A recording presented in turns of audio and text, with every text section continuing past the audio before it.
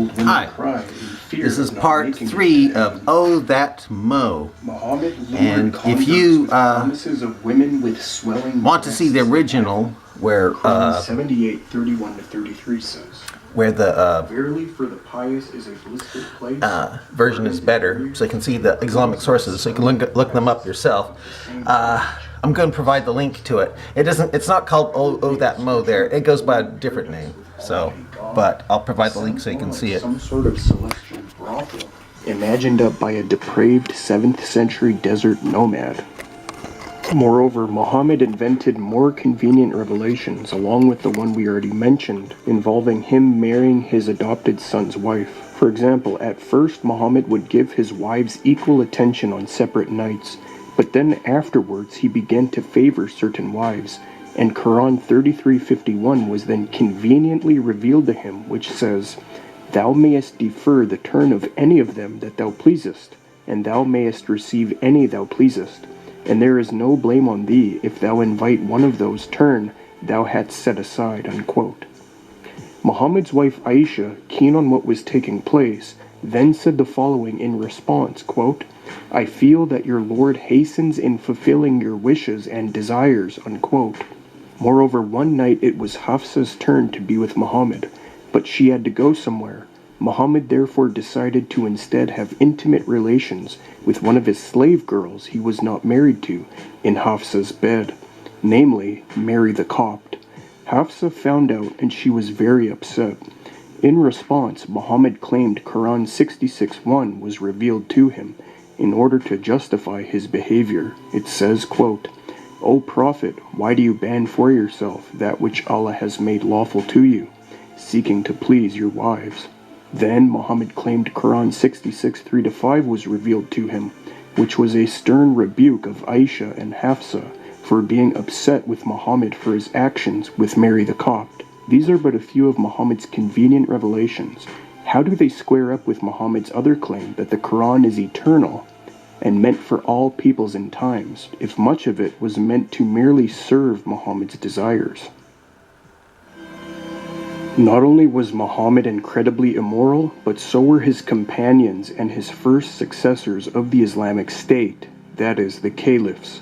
If Jesus' disciples acted the way Muhammad's companions acted, Christians would never hear the end of it. The fact is, Muhammad's cousin and close companion, Ibn Abbas, who was praised by Muslims as one of Islam's greatest commentators of the Quran, was actually a very wicked man.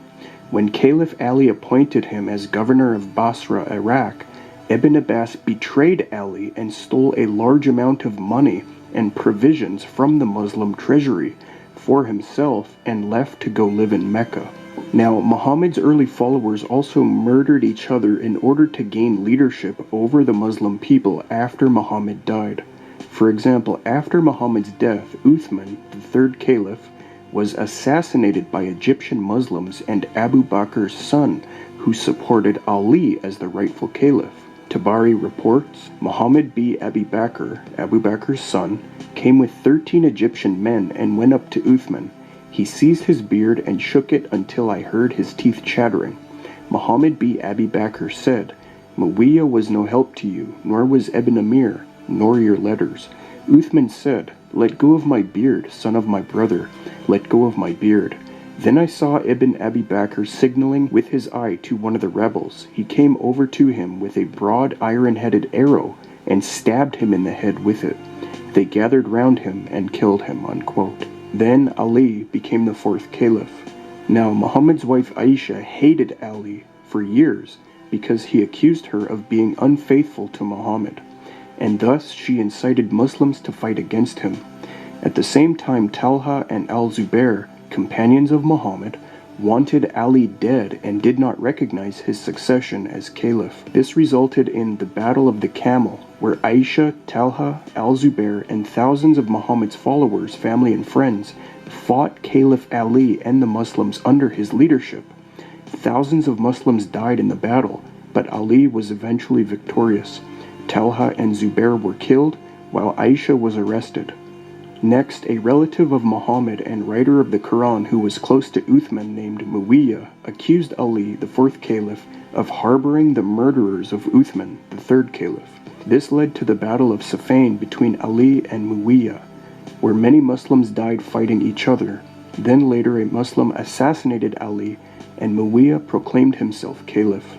It is because of events like this that the Sunni versus Shiite split occurred, leading to mutual hatred and fighting between them even to this day. The Shiites support Ali and side with him against Muhammad's other companions who fought him, while the Sunnis hate the Shiites for doing so.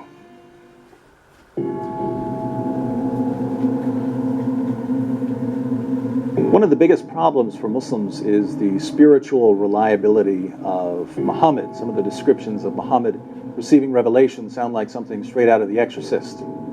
Apart from that, there are a number of details in the Muslim sources that seriously call into question Muhammad's spiritual reliability. When Muhammad was young, his foster mother thought he was demon-possessed, since two beings threw him to the ground, and he was found with a livid face. Moreover, Muhammad's first alleged revelational experience with the being that would come to be viewed as Gabriel was actually demonic. In Sahih Bukhari, we read about this early encounter in the cave of Hira between Muhammad and this being. Quote, "The Prophet added, 'The angel caught me forcefully and pressed me so hard that I could not bear it any more. Then he released me and again asked me to read, and I replied, I do not know how to read. Thereupon he caught me again and pressed me a second time till I could not bear it any more. Then he released me again and asked me to read, but again I replied, I do not know how to read, or what shall I read? Thereupon he caught me for the third time and pressed me, and then released me and said, Read in the name of your Lord, who has created all that exists, has created man from a clot. Read, and your Lord is the most generous." Another early report says here Muhammad was being strangled so hard he felt like he was going to die. We know from Muslim records that when Muhammad began receiving revelations, his first impression was that he was demon-possessed. We know that after his experience in the cave, he became suicidal, tried to hurl himself off a cliff. We know that it was his wife Khadijah and her cousin Waraka who persuaded him that he wasn't possessed, he was a prophet of God. Now, what happened to Muhammad in the cave when the Quran started coming to him? I don't know.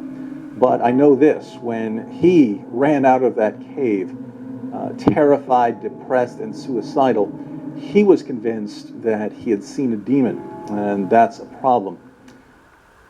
Initially, Muhammad's wife's cousin Waraka correctly believed Muhammad was demon-possessed.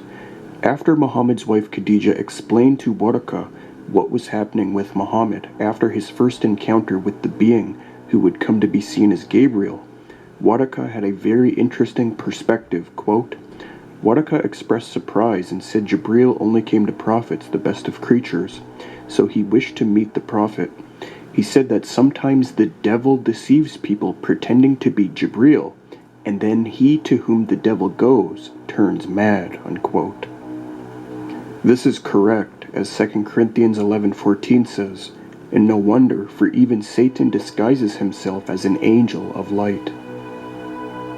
Muhammad's revelations were clearly demonic possessions. During his alleged revelations, Muhammad would hear ringing in his ears and sweat profusely.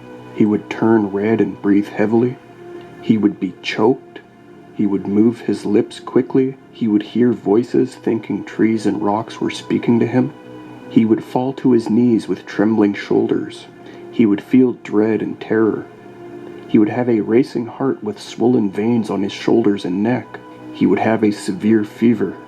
This is consistent with demonic possession, and it's inconsistent with what is documented about the experiences of previous prophets who received actual revelations from God. And there are other problems. Think about the satanic verses, the verses that Muhammad delivered to his followers and later claimed were from Satan. When Muhammad, this is how the story goes, when Muhammad was preaching in Mecca, he didn't win very many converts, but he wanted his countrymen to accept Islam, and he was hoping to receive a revelation that would help them. And then one day, of course, he got the revelation he was looking for. It said, "Have you not heard of Alat and Alusa and Manat, the third, the other? These are the exalted cranes whose intercession is to be hoped for. So there are these three goddesses that are like birds. They're exalted cranes who can carry. This will be your continued in prayers part to 4 This was of the originally series I'm part putting together of called Surah 53. Oh That Mo.